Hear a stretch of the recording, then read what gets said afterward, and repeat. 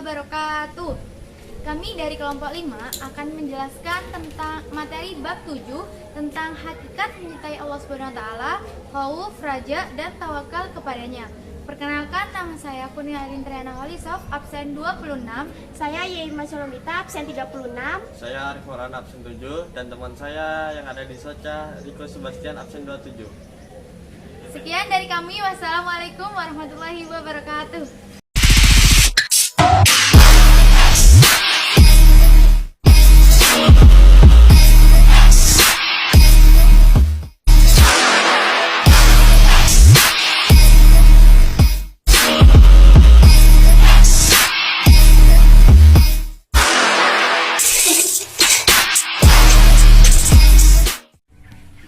Hakikat mencintai Allah Subhanahu wa taala. Yang pertama, ada pengertian dan dalil mencintai Allah. Mahabbah atau cinta adalah kecenderungan hati kepada sesuatu yang menyenangkan. Tingkatan cinta tertinggi dan hakiki adalah cinta kepada Allah Subhanahu wa taala. Cinta seseorang kepada Allah tumbuh dari pengaruh akal dan jiwa yang kuat akibat berpikir mendalam terhadap kekuasaannya di langit dan di bumi. Seseorang tidak akan memperoleh kesempurnaan iman tanpa mengenal keagungan Allah Subhanahu wa taala, merasakan kebaikan dan ketulusan Allah dan mengakui nikmat-nikmatnya. Allah Subhanahu wa taala telah menetapkan cinta kepada orang-orang beriman sebagaimana firman-Nya dalam Quran surat Al-Baqarah ayat 165. A'udzubillahi minasyaitonirrajim. Bismillahirrahmanirrahim. Wa minan nasi man yattahidu min dunillahi andadan yuhibbunahum ka hubbillah walladzina amanu ashaddu hubban lillah walau yaral ladzina zalamu idza yarawna al-adaba anna la quwwata lillahi jami'an wa anna Allah syadidul adzab, yang artinya di antara manusia ada yang menjadikan sesuatu selain Allah sebagai tandingan baginya yang mereka cinta seperti mencintai Allah.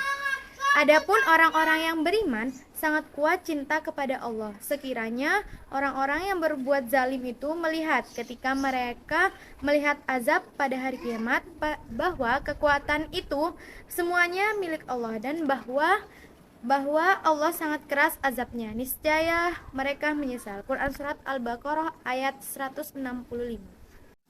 Penjelasan dari ayat tersebut adalah ketika seorang hamba benar-benar mencintai Allah Subhanahu wa taala, maka cinta itu akan mempengaruhi seluruh kehidupannya. Seseorang akan lebih ikhlas dan menerima segala ketentuan Allah karena kecintaan dan kepercayaan yang mendalam kepada Allah Subhanahu wa taala.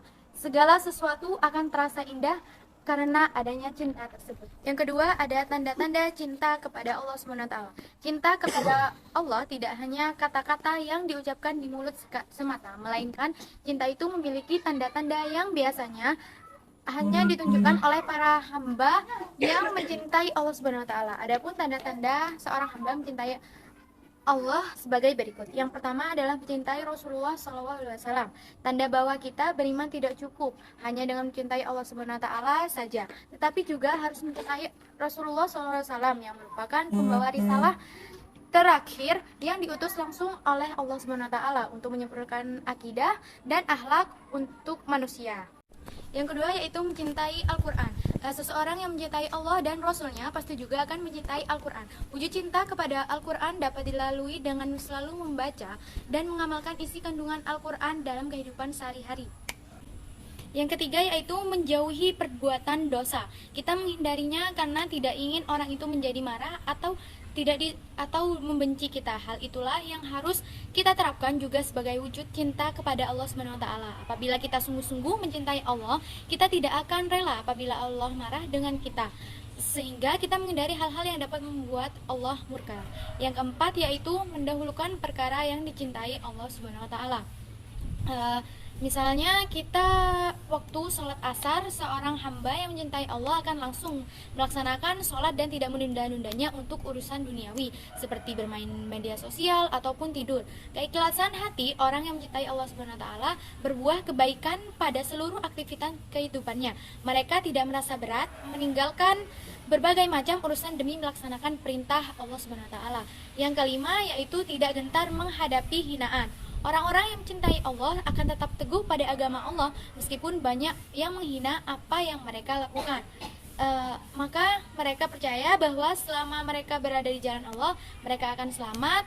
Allah akan senantiasa menolong dan memberikan jalan terbaik meskipun orang lain banyak yang tidak menyukainya. Yang ketiga yaitu cara meningkatkan cinta kepada Allah. Cinta kepada Allah harus konsisten, dipertahankan dan bahkan ditingkatkan agar Allah ridho terhadap kita. Berikut ini cara yang dapat dilakukan untuk meningkatkan rasa cinta kepada Allah SWT. Yang A, memahami besarnya cinta Allah SWT kepada hambanya. Apabila seorang hamba dapat memahami besarnya cinta Allah yang diwujudkan melalui nikmat-nikmatnya, hal itu akan menambah kecintaan kepada Allah SWT. Yang B, senantiasa membersihkan hati. Membersihkan hati dapat dilakukan dengan memperbanyak zikir, istighfar, dan tobat kepada Allah, menyadari bahwa begitu banyak dosa yang telah dilakukan. Yang C, yaitu mempelajari ilmu agama secara mendalam. Ketika seseorang baru mempelajari ilmu apapun, ia akan menyadari apabila ternyata selama ini masih banyak yang belum diketahuinya, termasuk seseorang yang baru belajar ilmu agama. Dari ilmu yang didapat itu, seseorang mengetahui kebesaran dan keagungan Allah SWT. Yang B, hakikat takut kepada Allah. Satu, perhatian dan dalil khauf. Secara etimologis, khauf artinya khawatir, takut atau tidak merasa aman. Rasa takut itu hakikatnya adalah kerisauan hati mengenai akan terjadi sesuatu yang dibenci. Namun, rasa takut ini boleh menjadi musuh dan sumber motivasi atau kekuatan bergantung di mana diletakkan rasa takut itu. Takut kepada Allah adalah sifat yang bertakwa sekaligus bukti iman kepada Allah Allah Subhanahu wa taala. Secara tegas Allah Subhanahu wa taala memerintahkan kepada hambanya takut kepadanya, bukan kepada manusia. Hal ini sesuai firman Allah berikut. A'udzubillahi minasyaitonirrajim. Bismillahirrahmanirrahim. Wala taksyafun nasya waksyawni wala tashtaru bi ayati samanan qilla wa ma lam yahkum bima anzalahu fa ulaika humul kafirun. Artinya, oleh karena itu, janganlah kamu takut kepada manusia, tetapi takutlah kepadaku. Janganlah kamu menukar ayat-ayatku dengan harga yang murah. Siapa yang tidak memutuskan suatu urusan menurut ketentuan yang diturunkan Allah, maka mereka itulah orang-orang kafir. Surat Al-Maidah ayat 44. Tanda-tanda takut kepada Allah Subhanahu wa taala. Seorang hamba yang takut kepada Allah akan memunculkan tanda-tanda ketakutannya itu dalam kehidupan sehari-harinya. Adapun tanda-tanda orang yang takut kepada Allah sebagai berikut. Yang pertama, menjaga lisan dan perkataan dusta. Sebagai makhluk sosial yang harus berinteraksi dengan orang lain, seorang hamba Allah yang takut kepadanya akan menjaga lisan agar tidak menyakiti hati orang lain ketika berbicara. Yang kedua, menghindari iri dan dengki. Sifat iri dan dengki muncul akibat kurangnya rasa syukur seorang hamba kepada Rabb-Nya. Seorang hamba yang takut kepada Allah akan selalu menerima kenyataan dengan ikhlas dan melihat sisi positif dari setiap peristiwa hidup. Yang ketiga, tampak dari ketaatan kepada Allah Subhanahu wa taala. Seorang hamba yang taat kepada Allah akan senantiasa menjalankan perintahnya dan menjauhi larangannya. Ketaatan seorang hamba dilandasi oleh keimanan yang ada pada dirinya. Yang D, menjauhi makanan haram. Sesuatu yang telah diharamkan oleh Allah pasti membawa lebih banyak mudarat bagi diri kita dibanding dengan manfaatnya. Misalnya ketika Allah mengharamkan kita memakan daging babi. Hal itu karena di dalam daging babi terdapat banyak jenis cacing yang telurnya tidak bisa mati walaupun telah dimasak sehingga dapat menimbulkan penyakit apabila kita memakannya. Yang E, menjaga kaki dan kedua tangan dari sesuatu yang haram. Seluruh anggota tubuh akan dimintai pertanggungjawaban kelak di akhirat, seperti tangan yang digunakan untuk apa saja selama ini dan kaki kemana saja melangkah. Oleh karena itu, seseorang muslim yang takut kepada Allah pasti akan memanfaatkan kaki dan tangan untuk kebaikan dalam di dunia kebaikan hidup di dunia dan akhirat sehingga ia tidak akan merugikan. Yang F, menjaga pandangan dari kemaksiatan. Menjaga pandangan tidak selalu diartikan dengan memejamkan mata atau menundukkan kepala ke bawah, tetapi lebih kepada mengendalikan hawa C. nafsu. Hakikat berharap kepada Allah Subhanahu wa taala. Roja, pengertian dan dalil roja. Secara etimologis, roja berarti mengharap sesuatu atau tidak putus asa. Adapun menurut istilah, roja berarti berharap untuk memperoleh rahmat dan karunia Allah Subhanahu wa taala. Kebalikan dari sifat roja adalah putus asa dari rahmat Allah Subhanahu wa taala. Sifat roja harus dibarengi dengan amal-amal soleh untuk meraih kebahagiaan Allah di akhirat. Seseorang yang berharap kepada Allah tanpa diikuti dengan amal, maka ia hanya seangan-angan belaka. Berharap pada Allah bisa dilakukan di saat atau setelah seseorang melakukan ikhtiar atau usaha. Hal ini sebagaimana dijelaskan dalam firman Allah Subhanahu wa taala, innalladzina amanu walladzi hajaru wa jahadu fi sabilillahi ulaika yarjuna rahmatallah wallahu ghafurur rahim. Artinya sesungguhnya orang-orang beriman serta orang-orang yang berhijrah dan berjihad di jalan Allah, mereka itu mengharapkan rahmat Allah. Allah Maha Pengampun lagi Maha Penyayang. Amin. Cara menumbuhkan sifat roja. Seseorang menumbuhkan sifat roja dalam dirinya dengan melakukan hal-hal sebagai berikut: mempelajari dan memahami Al-Quran. Kedua, meyakini kesempurnaan karunia Allah. Ketiga, menghasabah atau nikmat Allah. Manfaat sifat roja ialah merasa nikmat dalam beribadah kepada Allah, menumbuhkan sifat optimis dan semangat dalam ketaatan kepada Allah. Dan terakhir, tenang dalam menghadapi kesulitan. Assalamualaikum warahmatullahi wabarakatuh.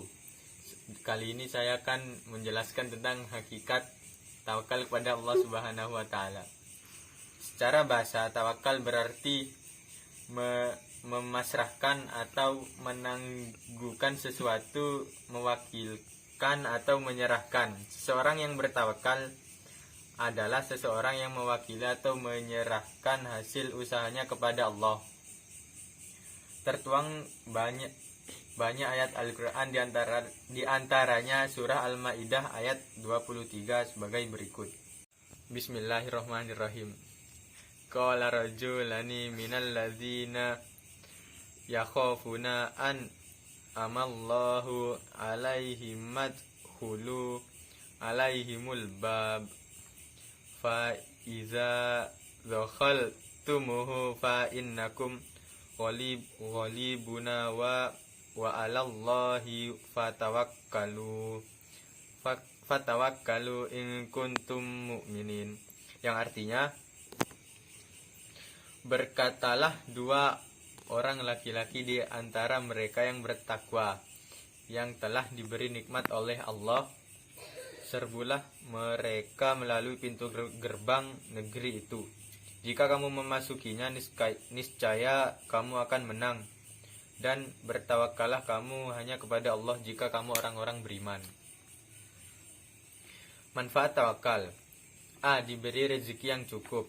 Barang siapa yang bertawakal kepada Allah, maka Allah akan cukupkan rezekinya. Yang B. Dijauhkan dari golongan setan. Setan adalah makhluk yang ingkar selalu dan berusaha membujuk manusia ke dalam kesesatan. Yang C. Dicintai oleh Allah Subhanahu wa taala. Bertawakal kepada Allah juga akan membuat seseorang dicintai oleh Allah Subhanahu wa taala, sebagaimana disebutkan dalam firman berikut. Fa iza azamta fatawakkal 'alallahi innallaha yuhibbul mutawakkalin. Artinya, kemudian apabila engkau telah membulatkan tekad, maka bertawakallah kepada Allah. Sesungguh Allah mencintai orang yang bertawakal. Selanjutnya adalah manfaat tawakal yang keempat. D. Diberikan kenikmatan yang tiada hentinya. Allah akan memberikan nikmat berupa kesenangan dalam keadaan yang tidak diduga kepada kaum muslimin yang bertawakal hanya kepada Allah. Sekian.